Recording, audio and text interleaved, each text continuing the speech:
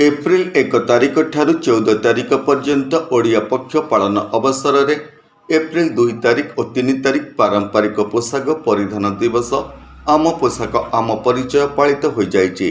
जगतसिंहपुर जिलापाल कार्यालय में पारंपरिक पोशाक परिधान दिवस पालित हो जाइए। जिलापाल श्री जे सोनाल, अतिरिक्त जिलापाल श्री संबित कुमार राउत, अतिरिक्त जिलापाल ज्योतिशंकर राय, उपजिलापाल प्रशांत कुमार तराई समेत जिलापाल कार्यालय तथा जिलार समस्त सरकारी कार्यालय अधिकारी और कर्मचारी पारंपरिक पोशाक परिधान पूर्वक कार्यालय को आसीथिले। आम पोशाक आम परिचय स्लोगान को सम्मान जणाई खदी, संबलपुरी, सोनपुरी, कोटपाड़, माणियाबंध, नुआपाटना, बोमकाई आदि राज्यर विभिन्न स्थानर हस्ततंत्र बुणा पोशाक परिधान करथिले। नमस्कार, मु लिपिका आपण मानकु स्वागत करछि।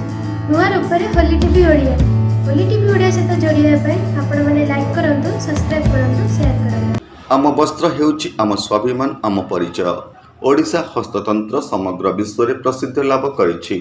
एणु केवल ओडिया पक्ष पालन नुहे, दैनंदिन जीवन में समस्ते हस्ततंत्र पोशाक पिंधिबाको अभ्यास रे परिणत करी आम बुणाकार और ग्राम्य अर्थनीति को सशक्त करने सह समृद्ध ओडिशा गठन में अंशीदार हेबाकु जिलापाल आह्वान देइछन्ति।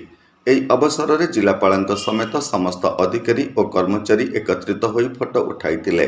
जिलार विभिन्न ब्लॉक कार्यालय ठारे मध्य पारंपरिक पोशाक परिधान दिवस अनुरूप भाव पालित हो जाइछि। यह माध्यम रे लोकमानक मनरे निज संस्कृति प्रति सम्मान बढ़िबा सह एहाकु आगामी पीढ़ी पर्यंत पहुंचाइबार यह एक प्रयास। जगतसिंहपुरରୁ अक्षय कुमार दास का रिपोर्ट, होली टीवी ओडिया।